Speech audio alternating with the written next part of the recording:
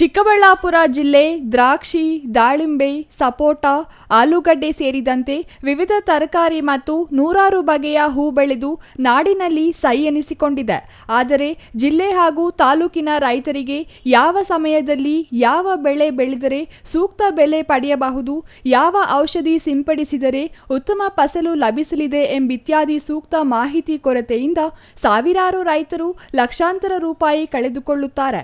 ಹಾಗಾಗಿ ನಗರದಲ್ಲಿ ಇಂದು ನುರಿತ ವಿಜ್ಞಾನಿಗಳಿಂದ ತಾಲೂಕಿನ ರೈತರಿಗೆ ತರಬೇತಿ ಶಿಬಿರ ಏರ್ಪಡಿಸಲಾಗಿತ್ತು. ಈ ವೇಳೆ ಮಾತನಾಡಿದ ರೈತ ಮುಖಂಡ ಅಂಗರೇಕನಹಳ್ಳಿ ರವಿ ಅವರು, ರೈತರಿಗೆ ಸೂಕ್ತ ಬೆಳೆ ಬೆಳೆಯಲು ತಾಂತ್ರಿಕತೆ ಕೊರತೆ ಇದೆ. ಸೂಕ್ಷ್ಮ ಪೋಷಕಾಂಶಗಳನ್ನು ಹೇಗೆ ನೀಡಬೇಕು, ಮಣ್ಣಿನ ಗುಣಮಟ್ಟ ಹೇಗೆ ಬೆಳೆಸಬೇಕು ಎಂಬ ಬಗ್ಗೆ ಅರಿವು ಮೂಡಿಸಬೇಕು. ಇತ್ತೀಚಿನ ದಿನಗಳಲ್ಲಿ ಲಾಭದ ದೃಷ್ಟಿಯಿಂದ ಔಷಧಿಗಳನ್ನು ಮಾರಾಟ ಮಾಡುತ್ತಿದ್ದಾರೆ. ರೈತರಿಗೆ ತಿಳುವಳಿಕೆ ಮೂಡಿಸಲು ಇಂದು ನಡೆದ ತರಬೇತಿ ಕಾರ್ಯಕ್ರಮ ಬಹಳಷ್ಟು ಯಶಸ್ವಿಯಾಗಿ ನಡೆಯಿತು ಎಂದರು.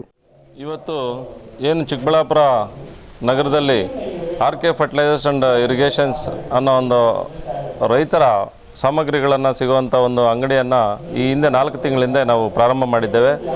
ಇವತ್ತು ಒಲಾಗ್ರೋ ಕಂಪನಿ ಮತ್ತು RK ಫರ್ಟಿಲೈಸರ್ಸ್ ಸಹಭಾಗಿತ್ವದಲ್ಲಿ ಇವತ್ತು ರೈತರಿಗೆ ಒಂದು ತರಬೇತಿಯನ್ನು ಕೊಡಬೇಕು ಅನ್ನೋ ಒಂದು ದೃಷ್ಟಿಯಿಂದ ಇವತ್ತು ರೈತರು ಭಾಳ ಆರ್ಥಿಕವಾಗಿ ಸಂಕಷ್ಟದಲ್ಲಿದ್ದಾರೆ.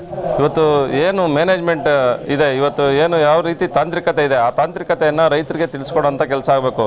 ಈಗ ಭಾಳಷ್ಟು ದೊಡ್ಡ ಒಂದು ಏನು ವಾಣಿಜ್ಯ ಕ್ರಾಪ್ಗಳನ್ನು ಬೆಳೆಯುವಂಥ ಅದಕ್ಕೆ ಮುಂದೆ ಹೋಗ್ತಾ ಇದ್ದಾರೆ ರೈತರು.